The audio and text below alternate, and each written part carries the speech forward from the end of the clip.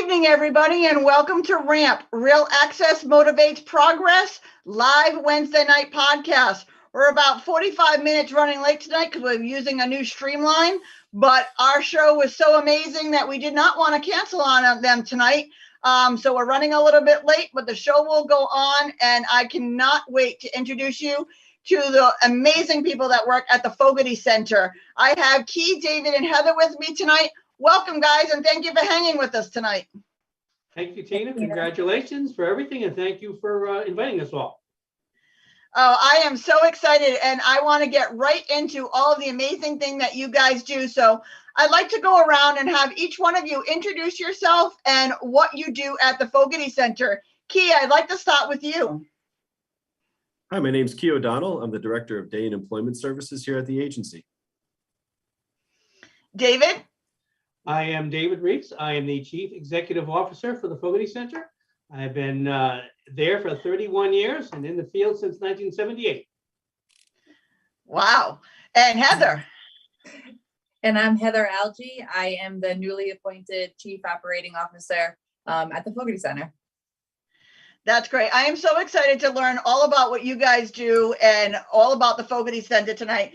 We're going to start off with David and learning a little bit about personal agency and industry history. So David, if you want to go a little bit through the history of the Fogarty Center and exactly what it is. All right. And I'm also going to take a little bit of liberty and go through my personal history, the journey of it all, because it does tie in, if that's okay.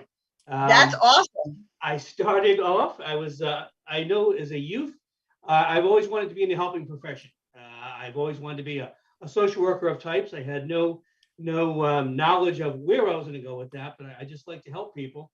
I graduated from URI in communication disorders in '78, and I was running a pizza store in Narragansett, and things weren't going great. So I said, "Oh, let me see if I could get a job at the lad school," and figuring they had audiologists there. That's what my degree was going to be in for my master's.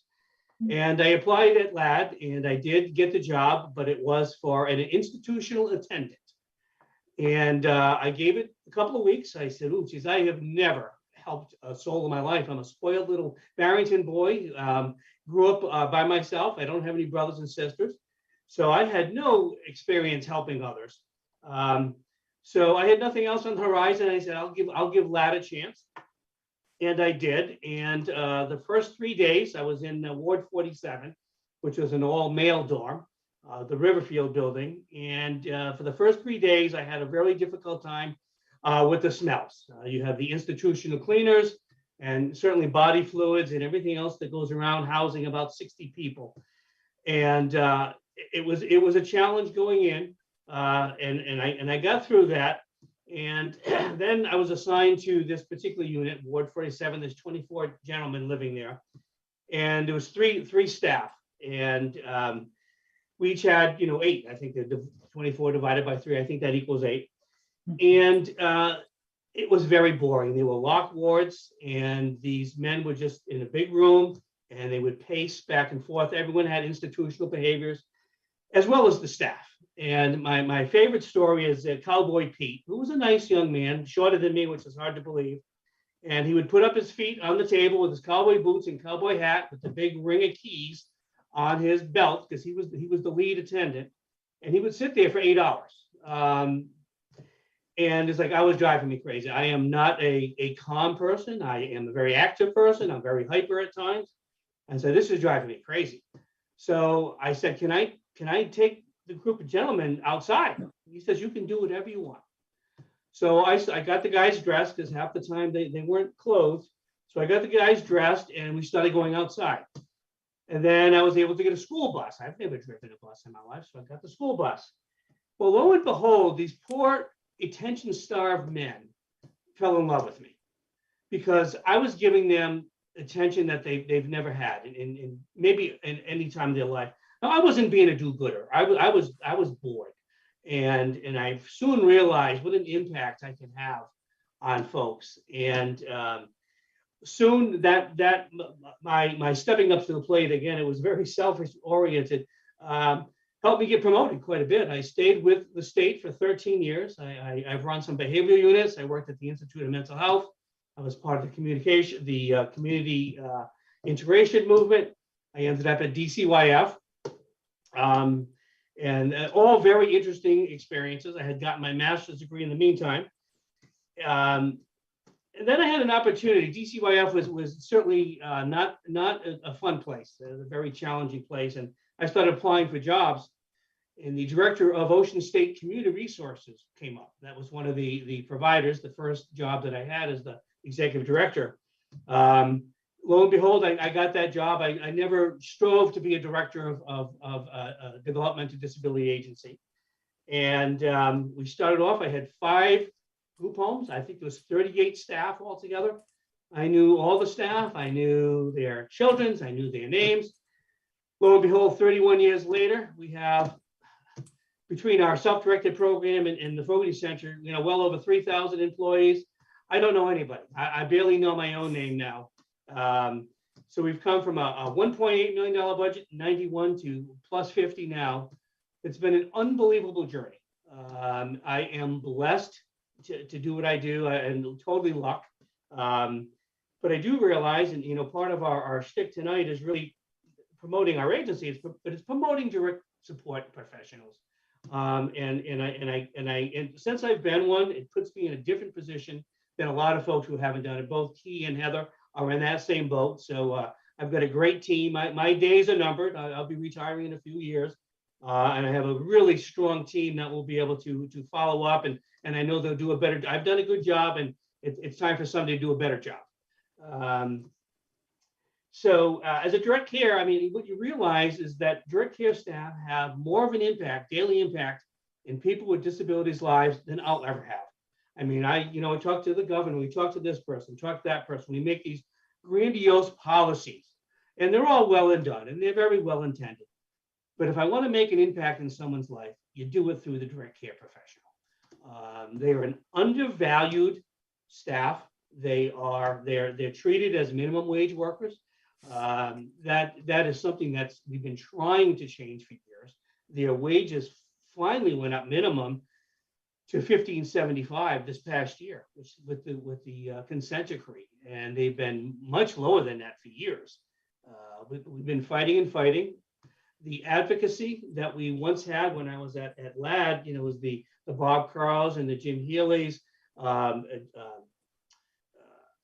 Dick Patterson's, Frank Oline.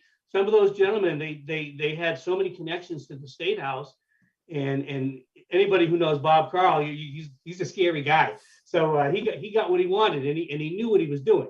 On top of him being scary, at a heart of gold, but But as those people either retired or, unfortunately, some of those people have passed, we didn't keep up the advocacy. And I blame the provider group that I'm in, part of that whole network. We didn't keep it up. We kept very laissez-faire for a while. And as the state went along, our rates never increased, and we got more and more work and more regulations. And we got to the point where it is unsustainable. Where we are all at a crisis mode. Staffing, recruiting direct care professionals is, any employees is difficult, but particularly difficult. We don't pay well. They've been undervalued in the past. So it's a really scary time. It's been happening for years. The slowness of it all. I'm sorry, I'm lost for words. It's a national problem. Especially in our field, and trying to get folks recruited in. And then COVID comes along and just really exacerbates a problem that we already knew existed. We're having, we were talking offline earlier, right now we have about 50 staff and clients that have some form of COVID. It came very quickly this round. People are coming back. It seems to be a little less severe for folks, but it's doing a job on us on an already depleted workforce. So, the Heathers and Keys, people are stepping up to the plate, and we have I think, the best DD organization out there, and bar none. We have some programs that, need to get better, as we all do. I think all programs can always improve. One of the best things that I had done, and I'll take credit for some of this, is when I first started in '91, we were strictly, it used to be called MHRH, Mental Health Retardation Hospitals. We were strictly licensed for group homes, 5 group homes. Over time, we've diversified. So we have 18 group homes now. We had 25. We did close a few of past years. We put our hand in the veterans housing arena. We do self-directed services now. We have children's services, HPTS and PASS, and enhanced outpatient services. We have self-directed services for people with non-developmental disabilities. We were doing some childcare for a while. Now, we're not doing all those services, but we've tried to diversify. So not all our money is in one pot. And that has worked out. We have good relationships for the most part with the state. And I'm really proud of the organization. Ask me a question.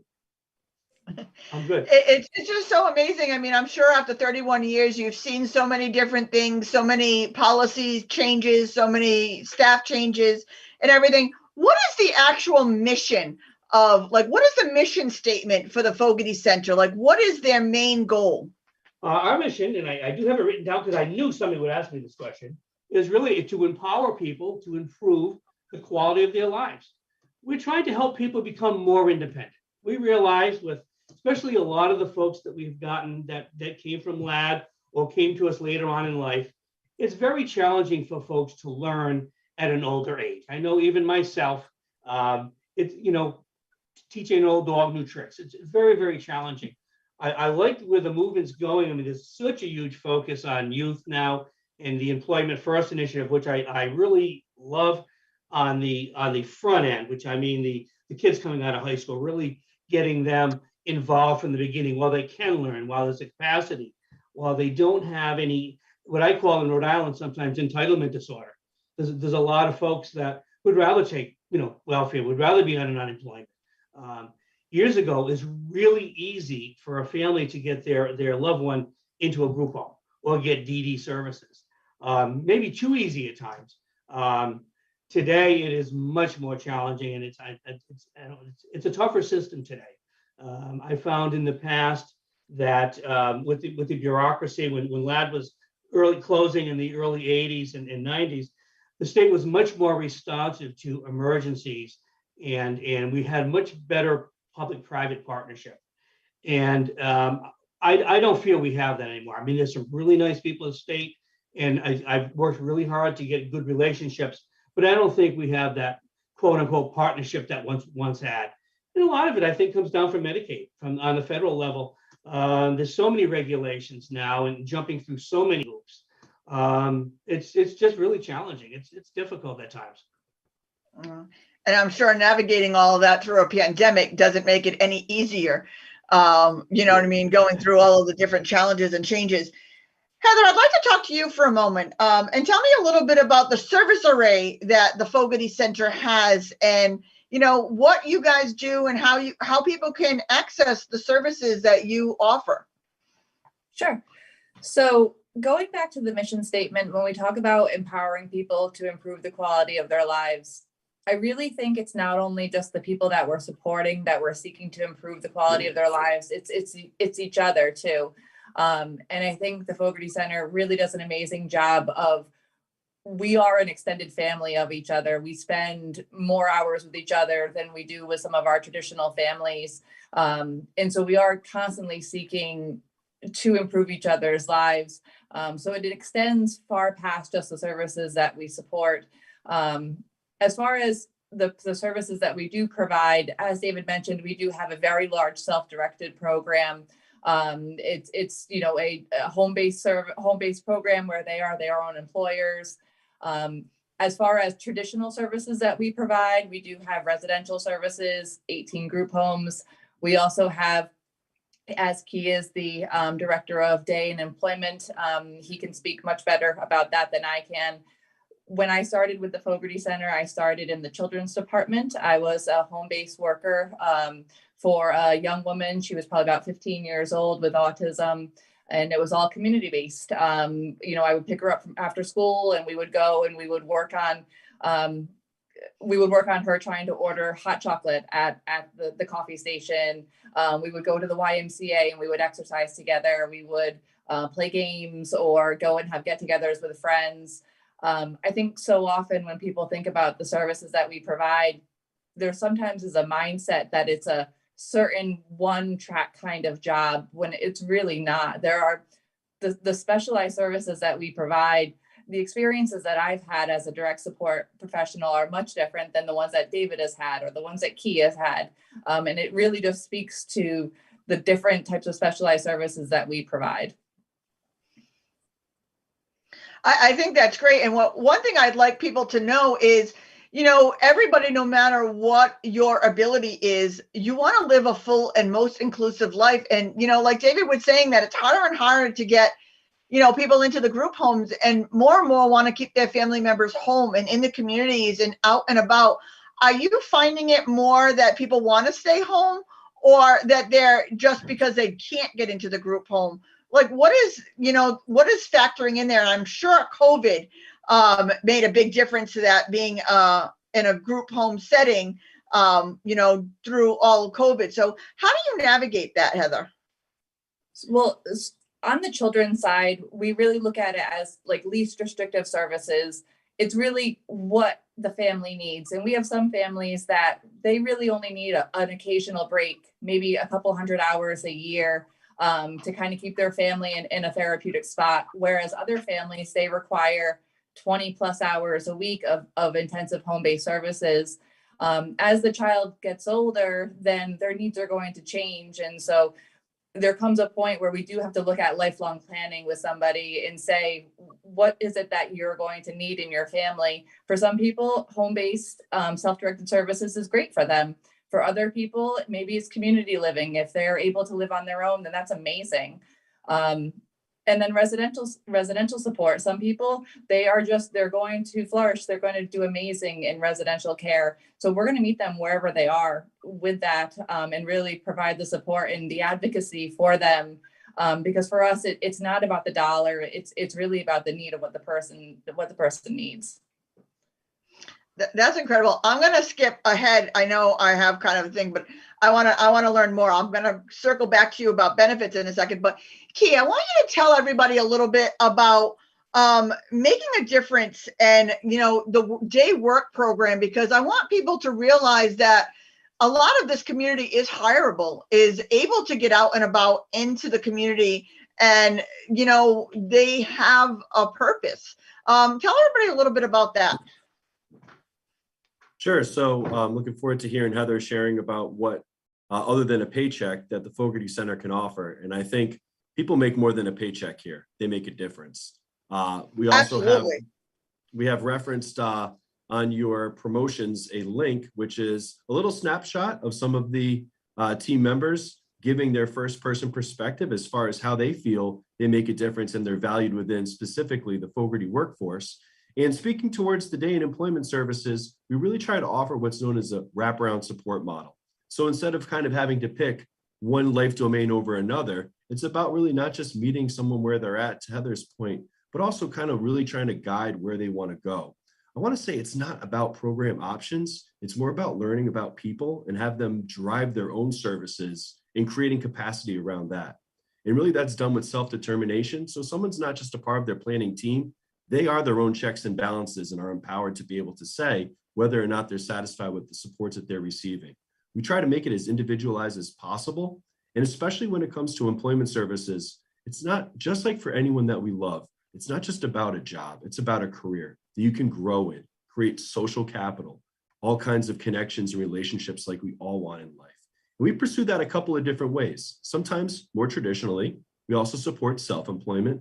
And then a notion of customized employment, where it's pretty neat. You get a chance to go out and work with a business to basically develop a job that's not there based upon real business principles and need. And how we get there can be a lot of different ways, but usually it's a lot of the same things. I love the expression, stop making it weird. So when you're talking about the importance of networking, professional development, those should be the same types of things, to David's point, that we can empower people to change their lives. So really, we're serving both the job seeker and the business community. We're seeing a lot more diversity in industry that people are securing, opportunity in. And I think this type of position is really appealing to somebody who, kind of like David explained of himself, is looking for variety and also wants to be valued for their own unique skill sets. And to Heather's point, pair up with someone who has, I think, similar interests and values. And I also want to say that I'm very proud that the employment services haven't just kept the economy going with the workforce out of Fogarty, but thinking about those essential employees with disabilities working at nursing homes, grocery stores. That's been the lifeblood of what's helped us through this pandemic. And I'm very pleased to announce that, just as Heather, I think, really put well, having a continuity of life, we've just actually introduced transition services where we're working with youth out of schools. I think that's amazing. I mean, because the biggest thing that everybody says is you never work a day in your life if you love what you do. And just because somebody has a differing ability or, a different way of getting to the same point, they're still valued. They still need to live a full and inclusive life. How are you finding that businesses and the community accepts these people, into their workforce? And I'll tell you, you are not going to find a more dedicated employee than somebody who has something to prove, because they're truly dedicated. Key, can you speak a little bit on that? Sure. So I'm going to quote a hero of mine, Denise Bissonette, where it's really not about convincing or tricking a business community. It's about just simply opening up opportunity. All people deserve the same right to risk and benefit. So when it comes down to it, Tina, it's as simple as businesses seeing the benefit of hiring a diverse workforce. And I think there's a lot of buzzwords going around nowadays: diversity, equity, and inclusion. We have the opportunity of living and breathing that in the work that we do at the Fogarty Center. And when you boil down to it, I think that there's also a strong civil rights and social justice component to this type of work. So people, I think, who have a good blend of heart and head, as I like to say, should be really attracted towards, especially working at the Fogarty Center. I agree with you. Everybody does like to throw the terms around: inclusion, diversity, equity. What they don't realize is disability is the largest minority in this country. It is also the only minority in this country that doesn't discriminate against race, age, color, creed, religion, or monetary value. And this is the only minority that anyone can join at any time. We are all one accident, one diagnosis, or one injury away from becoming part of this amazing community. So if we're acceptant of everybody and inclusive, if we're not talking about disability during this, we're not doing it right, because this is a community that's the largest minority in this country. If you're not including them, you're not doing it right. Heather, I want to circle back to you a little bit, and I want you to talk that, like he said, it's not just the paycheck, it's the benefits, it's the family first. Tell us more about all of that, the benefits to it. Sure. So family first, that's definitely something I've heard David say it a million times. Your family comes first. There's never been a day where I've had to choose, is it Fogarty or is it my family? Whether it be when I had a newborn or when I was in college, I'm still in college. There's always been so much going on in my life. And I know a lot of other people can say it as well. The Fogarty Center's always been there for me, always been supportive of me. They're flexible with my life. Those are things that when I talk to other people with other industries, they're like, yeah, that, we don't see that, or we don't value that, and I think it speaks to the people that we have: direct support professionals, we have managers and associate directors, people who have been there for over 30 years. They've dedicated their entire life to this one company, and they love it, and the fact that we like to promote from within. There are a number of people who did start as direct support professionals, just like Key and I. We have people who started as direct support professionals, now they're nurses, or now we have a clinical director of children's services. She started off as a coordinator. There's so many stories that go on about it. I like to think that we do have a competitive package, though, whether it be the insurance packages that we have or the paid time off. I think that even our wages are competitive right now. So even when I do hear people, unfortunately, who will say things like, oh, well, you could go and, you could go and do something else for much less responsibility. That doesn't fly well with me, because you're not going to get anything back that you would from one of those types of jobs. You don't go home at the end of the day and think like, wow, I've worked so hard with this person and we achieved this together today. And then you get to raise the bar even higher. You don't experience that with those other types of jobs that may pay maybe $1 more an hour. It's not worth it. It's really not. No, when you're making a difference in other people's lives and you're really seeing them thrive and live and, be inclusive, you can't replace that. I mean, there's a lot to say for the Fogarty Center that you have so many employees that have been there over 30 years or 20 years or 25 years to be making that difference and going through all of the ups and downs, bumps in the road and changes.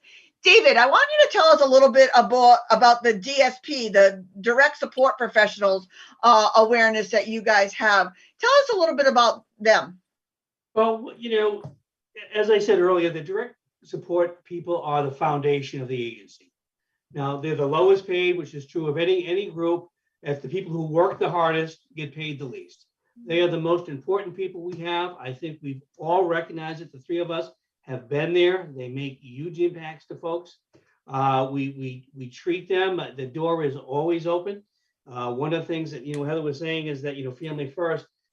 I'm in a unique position that I can help so many people in so many ways, whether it's direct care staff or people that we provide services to.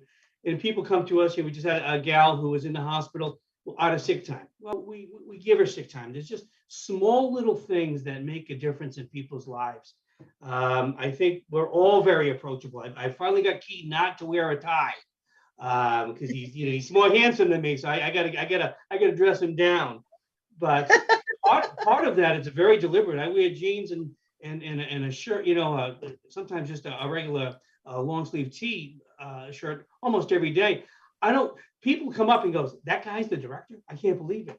I enjoy that because I'm privileged I'm just incredibly privileged to do what I do and have the position I have. But I'm no better than anybody. And I think that attitude has really been David's approachable, and they've come to me. And again, that works out for the longevity of our employees. They want to stay, they become family. We have we have a lot of people, in our group homes, they unfortunately die from time to time. And we have hospice has to come in, and we prefer that the folks that we have, if they want, pass with us. And hospice has been so impressed with the services that our direct care staff and the love and the compassion. It's opened so many people's eyes to realize that these services are, the group homes in particular, are families. They are little mini families, and staff have given up so much of their personal lives to come to work, especially during COVID. As Heather said, I mean, we have some of the benefits. We have tuition reimbursement at this point. We have signing bonuses, which we had to have. I think we have competitive starting wages. There is a career ladder. Key has done an unbelievable job. A lot of people like Key's world. There's a little bit more 9 to 5-ish Monday through Friday, which seems to appeal to some people.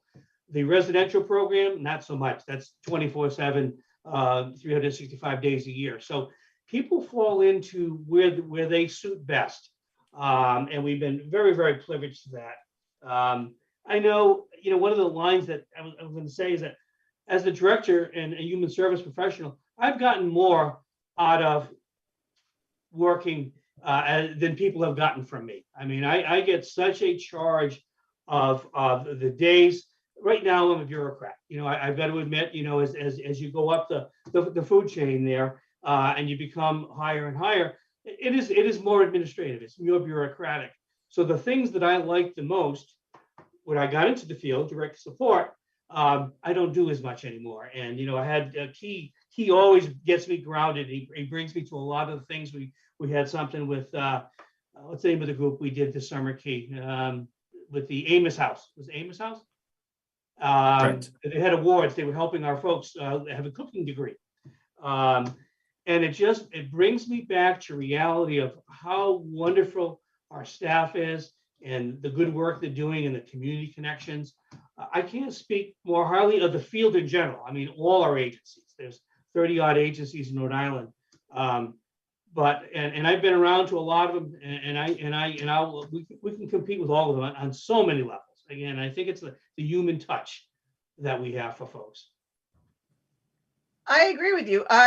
With all of these price hikes and wage increases, we should definitely be paying the staff that takes care of the human beings and our grandparents and our kids and our children way more than somebody who's flipping a hamburger behind a screen. I mean, those jobs are made to learn and get your feet wet into the business world, learn how to be responsible, and then move on to something more rewarding and more exciting into long. Not that I'm putting down any type of job, but when you're changing lives, when you're making a difference and you see the light bulb goes off in some of these individuals' heads, and when they have been working so hard on a task that they're, thriving and striving and moving on and really, creating a job and showing the world that they can too make a difference, even though it may look different than you thought it would.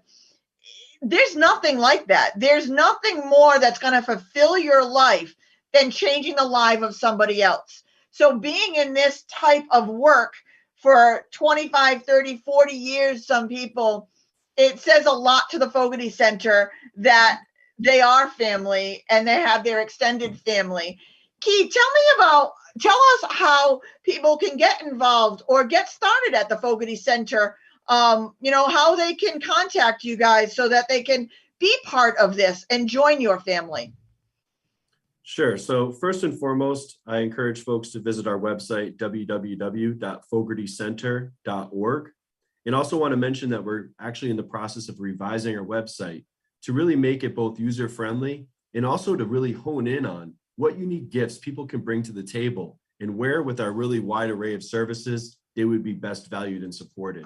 And I think especially to Heather's earlier point about it's not just supporting the people in services, and to David's mission statement around empowering people, we're really at some point empowering communities, especially marginalized ones. And it's not just about people who I think historically have been viewed as recipients of things, but to be able to not just participate, but contribute to their communities in a variety of ways, including workforce development, contributing to the system and paying taxes, economic stimulus, right?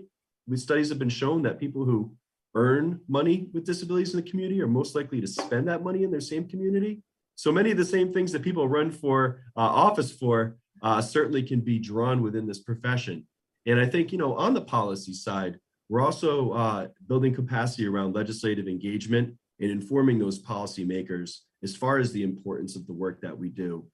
We do those in a variety of capacities and partnerships, including self-advocacy and certainly our emerging partnership and connection with RAMP, which, no pun intended, is certainly on its way up. It's so great to have these partners, and there's so many family testimonials that we're going to post in the live chat here so people can click on these links. But there are the family testimonials that we have out there. There is the Google Drive link that you send of, people can learn more about what the center does. If you can't find those links under the comments, you can also find those links on top of this video or on RAMP's website, www.rampinclusion.com, where this video will sit for probably forever because I just love this center so much. I probably will never take this video down. So the resources will always be there because, it's true. The Fogarty Center has been around for so long. When did the Fogarty Center start? I mean, we're talking early 1952, first agency. 1952. So well over my years because I'm old and that's even older than me. So we're good with that. But you can be a part of this. Can people be a part of the Fogarty Center if they don't work there full time? Can they volunteer? Can they, share their talent? Somebody could take this question, but what other volunteer opportunities are there at the Fogarty Center that if somebody, has a different type of job, but wants to give back, can they do that? And how do they go about doing that? They can do that. We don't have a lot of volunteers. We've had a lot of students that will come in usually to the children's program. And that works out really well because they get some really fantastic supervision by some clinical staff. We've had some older moms come in at time and come into some of the group homes. I think he's had some folks offering volunteers. So they would have to, they have to be at least 18. They have to pass the criminal background check, just like any employee. Right now, we are a little skeptical on volunteers just because of COVID. So we've got to hold on a lot of things, Tina. But folks can, if they want to volunteer, they can certainly contact our HR office or any of us personally. And we can, as Keith says, he does customized employment. We can do customized volunteer, please. We would love to have people again because they want to do it for all the right reasons, which is wonderful. Right. And if you're a student in there and you get in there to volunteer, you're not going to want to leave because you're going to, like I said, you're going to help so many people strive and thrive and get jobs and create tasks and accomplish so many goals that you're going to want to stick around. That is the whole point of getting students in there, to have you stick around and have you really be a tremendous value to all abilities and in making huge difference and impacts in people's lives. Whoever wants to take this one, I'm going to throw it out there, but how has COVID really impacted, especially your 18 group homes? How does it look different for the last 2 years compared to years before, or how you hope to get back to? Well, the overtime is sky high. We've had a lot of people that, a lot of staff that have had to stay home because children were being taught at home and we can't be accommodating to everyone. So the services have continued, and I'm amazed at how well people have done. I think the biggest impact, Tina, that COVID's had on all of us, other than the fear, is the lack of community integration. We're all in our little hubs. We don't even want people coming to the office, so we don't have the nurses in the same room anymore because we don't want them all getting sick. So it's really the community integration. But as Heather said, with the longevity of some of our staff, they have risen to the occasion. I mean, we don't pay well compared to, the field doesn't. So a lot of our staff have to work 2 and 3 jobs. We've had people quit other jobs to stay with us because they love the ladies in this particular case that they work for. It's brought out the best and the worst in all of us. We've all seen it. But the agency really has thrived. Children's services, I think we provided 70% of children's services during COVID. So we're very selective, but we try to keep in people's lives as much as possible. So, and we were hoping 2021 would be better. It hasn't. And we're seeing a real uptake right now. And I'm hoping this is the end of some of the drama. When COVID had first happened, I remember having conversations with some of the associate directors with fear that staff were just going to clear out. Because at that point, we were spraying down our groceries. We didn't know anything about COVID. We had no idea what it was going to be like. And I was so amazed by how many people were so adamant they wanted to stay in the homes, that they wanted to stay working there, that they were not going to let go and not going to walk away during this very scary time where we didn't know anything about it. I think it really did, like David said, it spoke to just how important the staff know that they are in these people's lives and how they weren't about to walk away from them. Yeah, Key, how has it changed your job, your day programs and stuff? How does it change, for you? Well, what I would say is it's another element to thread that needle with, right? So we look at a lot of policies, rules, regulations surrounding the safety of people with COVID. And I think, to make a very broad comparison, people with disabilities have been held back historically for a lot of the same reasons, safety being, right? So I think when you look at, to David's point, the community somewhat closing and retracting, it's about being creative. And just as we've all had to brave those Zoom meetings and virtual platforms, let's keep the conversation real and normal and also include people with disabilities with those same challenges. And let's learn lessons from each other. I think what's really helped propel, at least myself, has been having leadership like David, who not only, to the other associate directors that Heather mentioned and a number of other coordinators and leaders at the agency, it's not that they've worked the jobs underneath them. They've worked the jobs before them, and they have no problem. And go work a volunteer or a benefit with David, and you'll see him the first guy out there pulling around tables and getting everything done. I'm pleased, and I think that's what's really magnetized the staff to help us get through this, because it's not over. It's because we have a roll up your sleeves approach, not down here at the Fogarty Center, and it's really motivating. There are times that, I think we all come close to crying, and I want to say about half of those times now, it's because of joy and literally appreciation for the people that we all take this journey with. So a lot has changed, a lot will continue to change. A friend of mine said the only thing that stays the same is change, but I think we're finding a rhythm and strength within that. People said also that it wasn't just that 2020 was on adrenaline, right? And 2021 was about, I think, mental well-being and stability. 2022, I don't even want to say we're running on fumes at this point. We are running on straight magic. And I'm glad to believe in magic with my colleagues at the Fogarty Center. It's always with, not for. Yeah. The way I look at it is it's always a perspective. I find COVID as a blessing in sorts, because the entire world got to see what the disability community dealt with on a daily basis. Couldn't go certain places, couldn't be out and about, wasn't accepted, wasn't out there, was shied away from. And now everybody was in this world. Everybody couldn't go where they wanted, couldn't hug your family members, couldn't be in and out, where you didn't like it. You didn't like the isolation. Now when the world opens up, take us with you. Things like we couldn't work from home. We couldn't take meetings from home. We couldn't go to school from home. All happened within a month's time of COVID. You know what I mean? Things that the disability community has been fighting for forever. But on the other hand, that's not the only way. We want to be seen. We want to be heard. We want to interact. We want to be out and about in the community. And the only people that you're hurting by not letting us out and about in the community is you, because you're missing out on some amazing people. You're missing out on really, I hate to use the word inspiration because that's not what we're here for.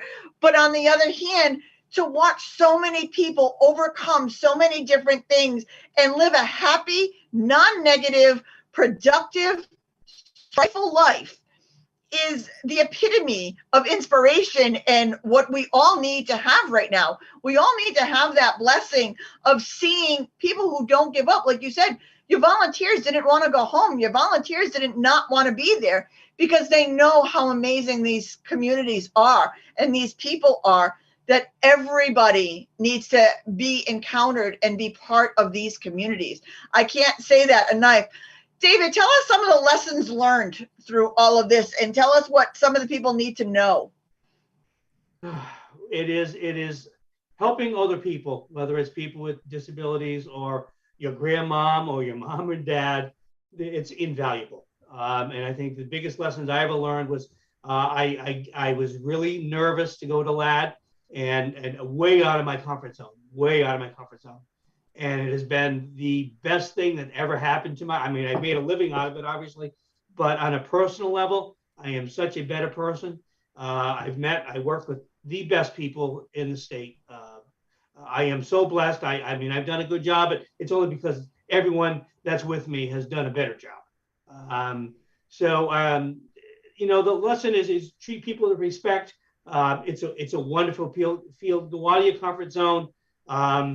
I can't speak more highly of the agency and the mission that we have. I think the biggest lesson I believe everybody should learn is don't think that you know what somebody can or can't do. Don't assume what they can or can't do. Let them show you. Give them a task and let them show you how they can overcome it and how they can make it happen. I want to ask you all a question. So I'm going to go around and I'm going to ask you all the same question because I know you're all going to have a different perspective of the same question. But I want you to tell our audience the most important thing that you believe that they should take away from what the Fogarty Center does. I'm going to start with you, Heather. The most important thing the Fogarty Center does Well, I think a big part of what we do is we give choice. We honor people's choices. We listen to them. We know that no two people are the same. And so we're not going to just put each other into a box, and, we're going to meet people wherever they are. Key, what do you think? I think everybody has gifts. They're just yet to be found.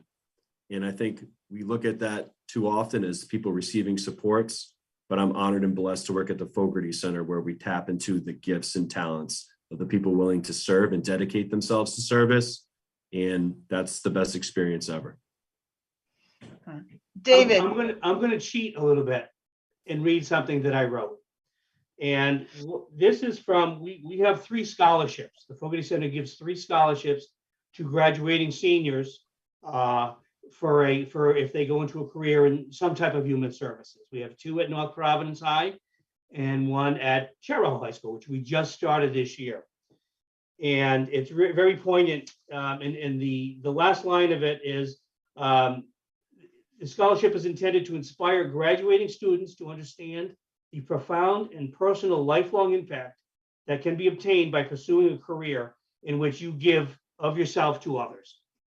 And that's what we do. We give to ourselves as others, and we are better people for it. I don't need thanks from somebody because I helped tie their shoe today. I get my own joy from that. It's just a wonderful field, and it's like I said, we're blessed, all of us. Yeah. Now, each of you has a different job. You've been at the Fogarty Center a different length of time. You do different things. I mean, you support each other, but you do various different things in all aspects of the Fogarty Center. From your job perspective, from what you do during the day, why do you want to hire somebody or want somebody to come into what you do during the day? I want you to put it out there, like you're job interviewing somebody for your job of what you do at the Fogarty Center. Why should they apply? David, I'm going to start with you on this one. Because I'm old and tired, and I'm tired of the stress. I need someone to take over. Well, that is true. That is a true statement. During the job interview, I am really proud of what we are. And I don't want to leave the Fogarty Center, just leave. I realize that the next person is going to do a better job than me because I think I did a better job than the one before me, and it all goes like that. So I want to make sure that they have what I've seen, the similar values. I think some of my values are good values and have worked. So selfishly, I hope that person has some of those values as well.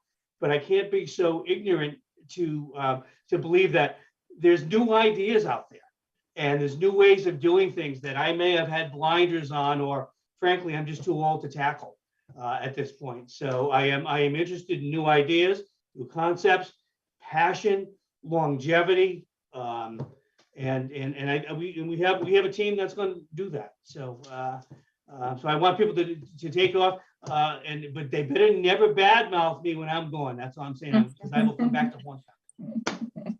I'll find out it's Rhode Island, we all know everything. Oh, that's absolutely true. And we all know a guy because we're from Rhode Island. We all know a guy or a girl, however you want to look at it. Right. Heather, give us what you would want somebody to have to work for what you do. Sure. So as I mentioned, I am recently appointed the Chief Operating Officer for the Fogarty Center. I came into this position, I believe, in October. I've been with Fogarty since 2008, started as direct care, and then worked my way into the finance department because I love numbers. So this new position that I have is much different than finance. Basically, I spend most of my day just listening. I just let people just flood me with information because it's really from a different perspective than I've ever had before. And at this point, I don't know a lot. And so it really is just listening and just taking it all in and then offering support where you can. But in this agency and in this industry, people, they know their stuff. They really do. And so part of it is just letting people fly themselves and just really just spread their own wings. And so I'm just there for the journey with them and advocacy when they need me to be. That's awesome. Key, I know I'm going to love this answer. Well, you're going to love the answer because I didn't come up with it. To quote JFK, literally, it's not about people who are going to fixate on the wrong in the world and ask why. It's about those who are going to see the good in the world and ask why not. And I think that's about, we all have had since the late Senator Johnny Fogarty first grabbed this baton with Eunice Shriver Kennedy and actually started this movement, right? One of the first to do this. We've all had a piece of the baton at one point or another. And it's about really passing it off to someone that, yes, to David's point, you agree and that they instill the same values that you do, but has a better vision than you, that can know, again, that the only thing that stays the same is change. And so we're not just going to exist in this change. We're going to find it as opportunity to thrive in it. And I firmly believe that when you get the right people with the right balance of head and heart in the same room, or even better, outside of that room in the community, magical things and incredible things happen. That I think is when I want to say, the not the last lap of the civil rights movement, but this is certainly us, I think, becoming one of more of a community together, and not just locally, but certainly nationally in a time that is so critical where we have to. So it's an honor to be a part of that. And coming from a family of both people with disability and people who have served, I had to do it anyway. Yeah, as a person of disability and in this community, what I see is the Fogarty Center has a lot of room to grow and thrive. You can start in and come in at the basic bottom ground, learn from the elders that have been there, that have been around, but put your own perspective on it. Be open enough and be expressive enough to ask for change, to make suggestions, and to say, okay, you've done this way for 30 years. How about if we tweak it? How about if we change it a little bit? How about if we move it forward this way? Where I believe it's an always forever changing and growing community that you need to learn from your mentors and you need to learn from the past, but there's always room to improve and there's always room to change because people change, abilities change, distance changes, and we want you to start at the beginning and grow along with us and be there for 30, 40, 50 years with the Fogarty Center like the people in the past have done. The Fogarty Center does so much here in Rhode Island, and I can't be more proud to not only call the three of you my colleagues, but my friends as well. And I'm so proud of what each and every one of you do at the Fogarty Center because you're really making a difference in the lives of people who truly need it. And you're making a difference for the families of the people who you are serving because you're making their lives better. You're helping them get through difficult times and overcoming obstacles that they wouldn't know how to do on their own. And I can't thank you all enough. Now that we're nearing the end of the hour, I want to give you guys all a chance of, saying your final words, giving your contact information and the website. David, I'm going to start with you. Give us your final words on the Fogarty Center and give us your contact information on how people can get in touch with you. It's a great place. You'll never be sorry to at least give us a shot. My email address would be dreese@fogartycenter.org. A phone number. We have a goofy phone system right now because we don't have people answering phones, which drives me crazy. And we're trying to work on that, but it's my direct number is 245-7900, extension 111, and that is a 401 exchange. Come by, talk. We have a variety of services, especially the moms and dads that are looking for services for their graduating, the high school children. It's really a good opportunity to learn and grow, and we spend a lot of time with new families, giving them the layout of the system. Whether they come to us or not, it's their choice, but we do enjoy helping people navigate. So thank you so much, Tina. You did it. I've learned so much from you today. It's been great. Oh, thank you. Heather, give us your final words and your contact information of how people can get in touch with you. So I think overall, our society, we need to have a cultural shift when it comes to the service industry, whether it be teachers or police or nurses or direct care. working in our field, I think we need to kind of bring it back to where we were before. David talked a lot about advocacy. It was kind of easier for us to advocate before when we were talking about trying to chop down institutions. It's a little different now, but we still need to keep that voice up. We need to look to see why we want to be in this industry, and everything you'll get back from it. So I hope that, through this, I'm so grateful that you welcomed us to come here for this. My contact, halge@fogartycenter.org. So it's hlg@fogartycenter.org. You can give me a call, 245-7900, extension 150. I tell people all the time, you can feel free to give me a call. If I don't have the answer, I will definitely direct you over to somebody who does have a better answer. So no problems with that. Thank you again, Tina. Oh, thank you. Key, give us your final words and your contact information, and make sure you give us the website for the Fogarty Center as well. I'm usually not a man of few words, but what I will say is join us in making a difference, plain and simple. My contact information is K O'Donnell, that's ODONNS @fogartycenter.org. I can be reached on my personal cell, which I'm broadcasting across the country for telemarketing purposes, at 401-714-7614. My office is 353-7000, extension 3037. Your call warranty is out of order. You need to get that straightened out. Nice. And if you don't remember any of these amazing people's information or contact information, here's the thing. They are my friends. Contact me, message me personally, and I will get you in touch with these amazing people because I haunt them on a daily basis. So they're used to hearing from me. So contact me and I will put you in contact with them so that you can help make a difference in this world. We are in this together, people. Let's stop, putting things off. Let's stop saying, we'll get to it tomorrow, because let's face it, the last couple of years, there may not be a tomorrow, but let's not dwell on that being a negative. Let's make the best today we can together. And the only way that we're going to do that is get out there. Don't just sit there, make a difference. That is what I say every week. I'm always sitting and I'm making a difference. If I can do it, you can do it. So if you can't remember their contact information, message me.